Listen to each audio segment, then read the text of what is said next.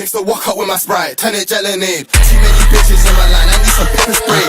Me and Esther in the cup, the cushions having me. I'm smoking backwards, I'm rolling backwards like that wedding cake.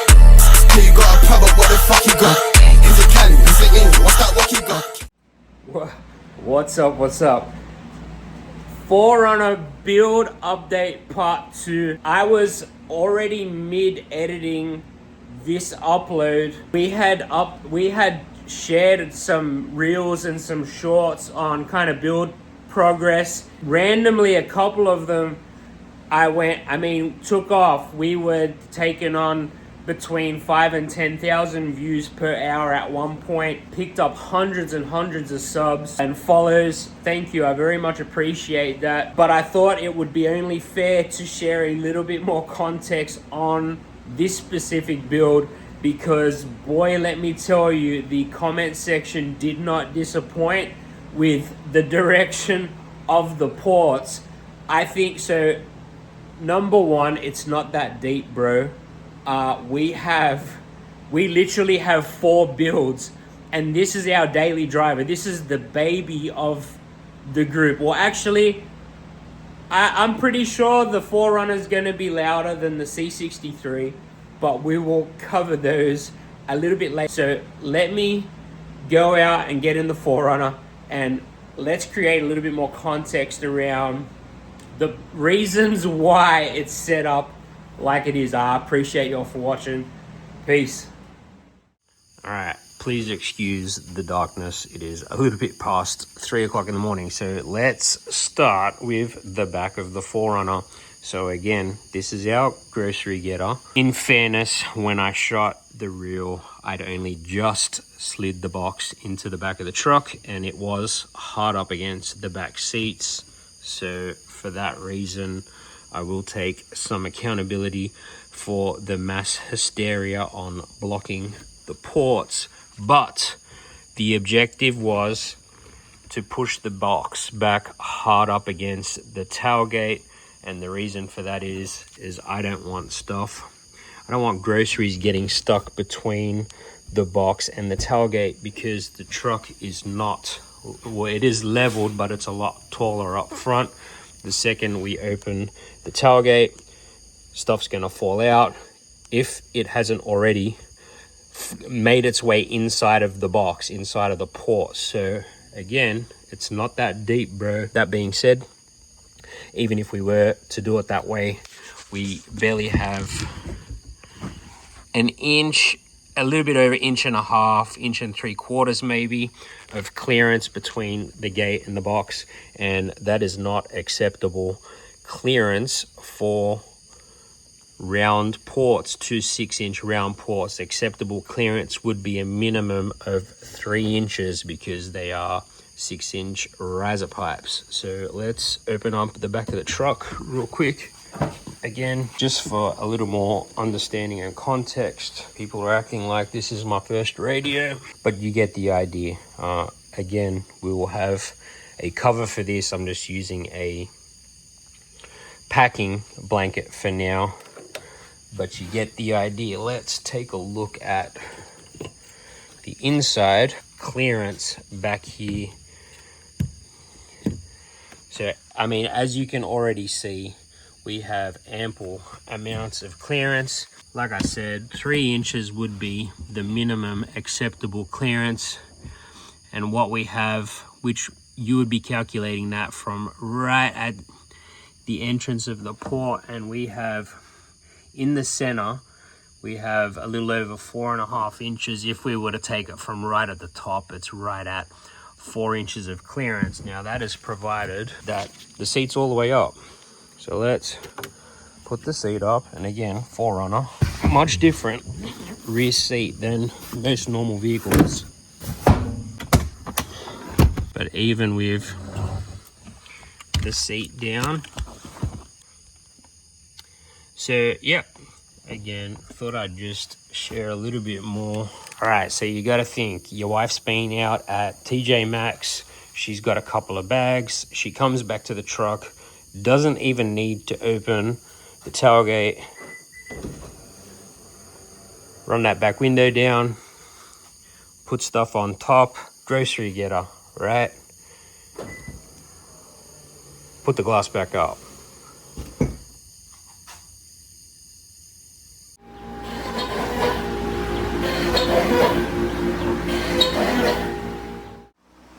All right, part 2 of the CT Sounds 4Runner, and I thought we were going to do power upgrades first, but I got a little bit of time to start working on the box. I'll throw a model of the design up real quick here, just so you guys get an idea.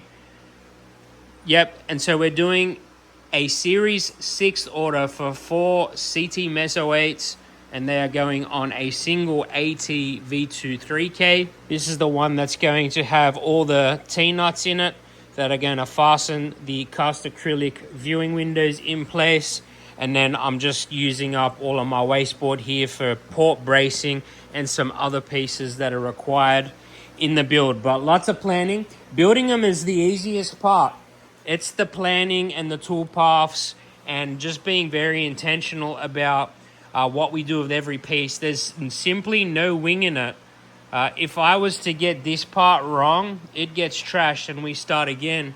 But even small details like the top baffle, so there's another baffle that goes above this, is going to have an amp rack that mounts at the end of the box facing towards the trunk. So the seats come up, the back of the back seats come up this way, and even just making sure that we have the clearance for the T-nuts between the two sandwich baffles. There's not a detail that we don't realistically overlook, but let's skip forward to getting some construction done on this thing as I continue to break down the other cut lists. I look forward to showing this one when it's done, y'all. I just finished saying it's either perfect or we do it again, and this is going to be one of those circumstances. So the ports on the high side chamber, we're using 6-inch riser pipe. You can get this from pretty much any hardware store, Lowe's, Home Depot. I think they probably sell it for like 10, like these 24-inch lengths. I think maybe $15. I don't know. Anyway, we're only going to use just a little bit more than half of each of these, but I really wanted the brace or the support brace to really clip in. I don't know if you've seen some of my other builds where I do this, but I really like it when these ports fit super snug. Literally, they have to be pushed in, and once they're pushed in, they're almost clamped by the support. So these didn't quite come out how I wanted them to. So we're gonna go ahead and fiddle with this design just a little bit and run them back on another sheet.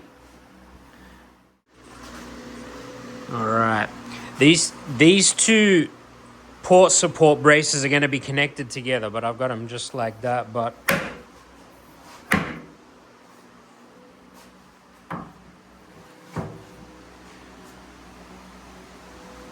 much better. We got this top baffle cut out now too, looking really good. We're going to move on to the rest of the interior baffles. We got to get these set together first, and then I got to load the miter up on the table saw to cut those really nice angles out. Let's get it.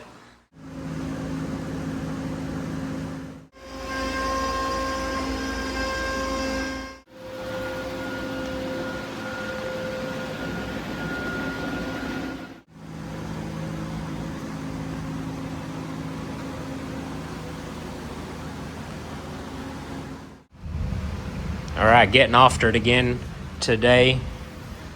I've got most of the interior all assembled and in place. I've just got the baffles sitting in here now. I'm about to pocket both the interior side and the exterior side and glue and screw them into place.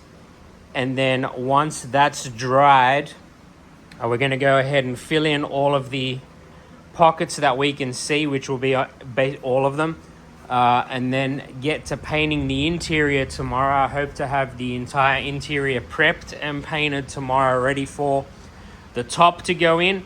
We're doing an eggshell white on the interior because we are putting the glow voltage LEDs in, and if you've seen these things, they are the most ridiculous LEDs that you can buy.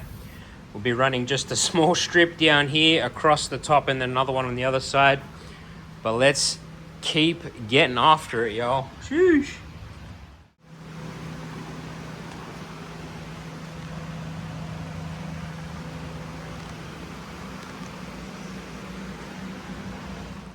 All right, quick build update here. Interior all assembled, all the pockets filled in. I'm just doing a quick mock-up again. I need to go back and do just a tiny bit of sanding, run the last one, probably 2 coats of white in there. So I gotta run the codes for the cutouts. So I got some hardwood covers that I'll have, and then we're gonna have the acrylic covers as well. I think I'm just gonna Duratex the base and then flip it over, and then we will run the Raptor liner in black on the exterior. I wanted to stain, but she was pretty adamant about wanting a bed liner finish, and granted, we're gonna be, putting groceries and stuff on top of the box. It's gonna have a cover for daily use. Probably a better idea that we go the Raptor line. All right, we're just about to get this top installed. I'm just quickly testing to make sure LEDs are wired in and working like they should. And holy smokes, these Glow Industries LEDs are wild. These LEDs will be available with our builds going forward. Obviously, as respectfully as possible, you got to pay to play here. These are no joke. There's a reason why they cost what they do, but the result you're going to get is going to be brighter than anybody else out there. Nobody's come even close to these LEDs, and I barely even have any in here. There's like a 6-inch strip down there. There's 2 8s in the top here and another 6-inch down there. I mean, imagine I actually tracked in a nice hit of these LEDs. One of the really nice things here is the white. The white is so crystal clear. Pretty. All right, let's go ahead and let's go ahead and get the last of this knocked out. I'm excited, y'all. Sheesh.